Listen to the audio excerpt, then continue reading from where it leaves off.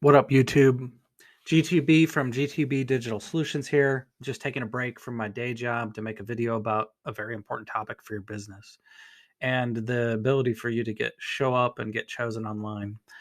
Google reviews. Um, Before I get into that, please subscribe for further topics that I'm going to be covering on this channel. Please comment to let me know what you think of my videos. I realize I'm not a professional video maker, but I do appreciate your feedback. It helps me to make these videos better and show up more for more people, as well as please comment below for any future topics you'd like me to cover. With that being said, let's get into it. I'm just going to share my screen here. We are talking about Google reviews. On a previous video I've done, we talked about how do you actually show up in the Google Maps. So if you want a more generalized, higher overview of everything that goes into showing up here in this section of Google, which is getting to be one of the more important places to show up online.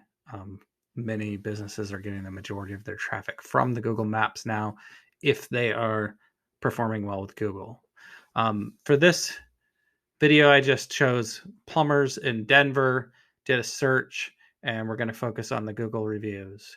And what can you do to actually get more reviews? Spoiler alert, you're going to need to do multiple things if you want this to show up.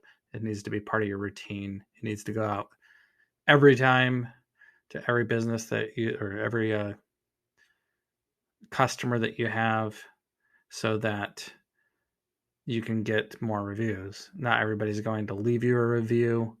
People are lazy, and you need to make this easy for them. But first off, let's start off high level. We'll look at who's showing up in the map section, how that's influenced by the reviews, and what are these people likely doing to get reviews. So we'll start with the top spot there. They have 675 reviews, 4.6 star rating. How are these people able to do this? Likely they have multiple sources for getting people to leave them reviews.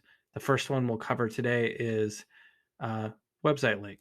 So pretty simple. On your website, you're going to have a link to have somebody leave you a review. I wouldn't say this is the primary source of reviews, because most people, after you've already done service or they made purchase, they don't really have a reason normally to go back to your website unless that's how they're making payment. But just scrolling through here, you can see, hey, what are our customers saying? These are likely taken directly from their Google reviews. They may have cherry picked them. Some of the best ones, obviously, they're not going to put any negative reviews here. But with links to read more reviews or leave a review, I recommend having this on your site just because they have an actual page dedicated to it. Where do you want to leave us a review? Google, Facebook, Angie's List are the ones that they list here. That's pretty nice because they want those reviews everywhere, because not only is our reviews important on Google, they are important across the web, and they actually play heavily on the algorithms that determine who to show. All right, so that's the first thing that these guys are doing. Secondly, to 675, I doubt that they're relying specifically on people just thinking, hey, I want to leave these guys a review, especially given that they have a 4.6 star rating. Most people that are self-motivated to leave reviews are not necessarily leaving the best reviews. If they're unhappy with something, somebody's going to be way more motivated than if it's a satisfied customer. They're just happy with the service. They go on with their life. Probably don't go out of their way to find a way to leave a review. There are some of these people, but it's a pretty small percentage of the population. Second way that you can leave a review is directly ask. So there's many different companies that provide services where you hand over email lists or maybe textable numbers, or they're putting these links on their invoices, a variety of ways to always try to get people to leave reviews. So for example, if on your invoice it's electronic and there's a clickable link that goes directly to your Google My Business page, and better yet, specifically to that star rating system, if we look here at, say, Plum Pros or Time Plumbing here, the one that just popped up, down here there's the register review button. You can get this link and hypertext link it into any document you send out electronically. My preference is text message, maybe a thank you text that goes out to a customer after payment or after service or whatever stage of the sale or post-sale process that you want. And it goes out, it pops straight up and straight to that star rating system. It makes it super easy for them. You're going to find that ease of use in a lot of ways online is going to be key. So convenience factor. If they get a text message the day after they pay or the end of that day, they're happy with the service. You say, Mr. Customer, thank you for choosing name of your business. And it means the world to us if you let us know how we did. It also helps our business out. Please take 15 seconds to leave us a review. And with a link, way more likely to click that. You've prefaced it by giving a short time constraint that makes it seem really easy. They're happy with the service. Why wouldn't they take 15 seconds out of their day to leave a review? Similarly, this can be done through an email or even like directly on the invoice. The invoice way is good if you want to just keep things flowing and have it part of your process without having to change a lot. The only thing I would say about the invoice, a lot of times I like to separate it from the payment because if they're, making payment, money's going away from them, they may not be in the best mood. So sometimes it's good to have that day of distance. They're just happy with the service, happy to have their problem taken care of, happy with the product. You just give some distance there. Slight psychological thought on it, but either way is good. But the biggest thing is really routine. So how are you going to actually do this? Most of the people I deal with on a daily basis, you'll look and see they have a moderate to low amount of reviews. You ask them about it and they're like, well, sometimes I ask, I forget. We did that for a while, but it wasn't really working. So we stopped, and their online presence is suffering, as well as people that are direct referrals that go to look up their information. Gone are the days of so-and-so told me about you, so I blindly chose you. Most of the time that's not happening. People are reading these reviews and double and triple checking kind of the trust but verify approach.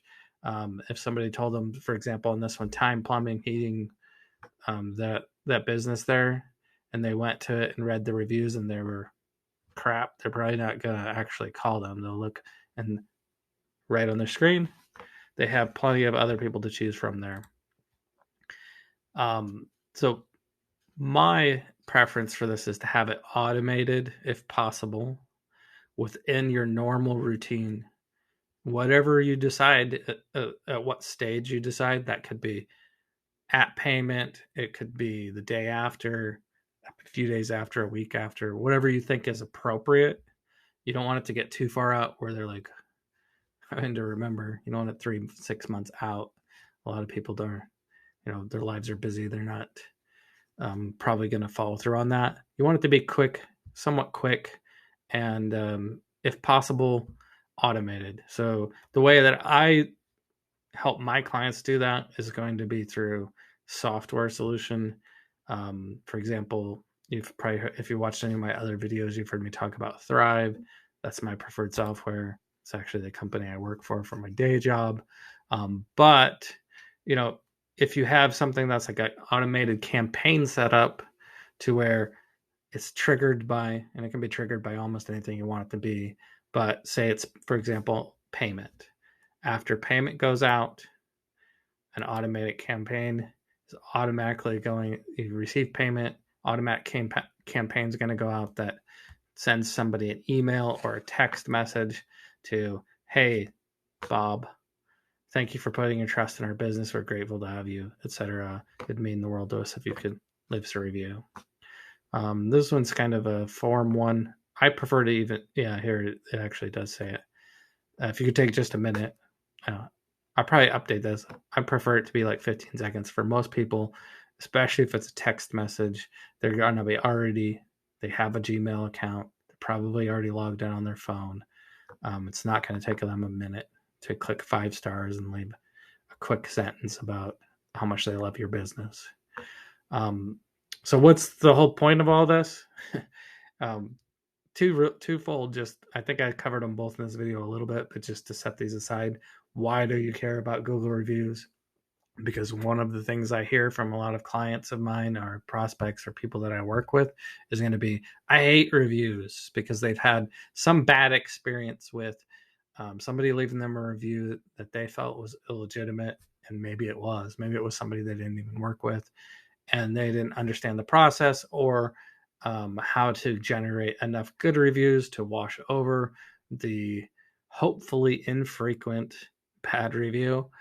But they just don't want to deal with it, especially when you're talking about Yelp. I think Yelp had some bigger problems with these fake reviews and or not being able to deal with overcoming like one bad review. If you have three reviews and one comes in bad, you're dropping significantly. So you need a lot of reviews.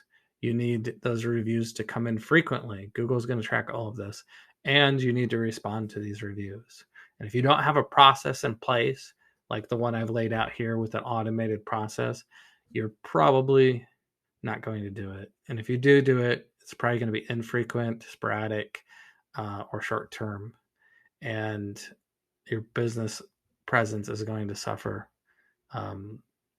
anywhere that takes a role. So we looked at, just to recap, plumbers in Denver, Colorado. We're looking at how many reviews these guys have.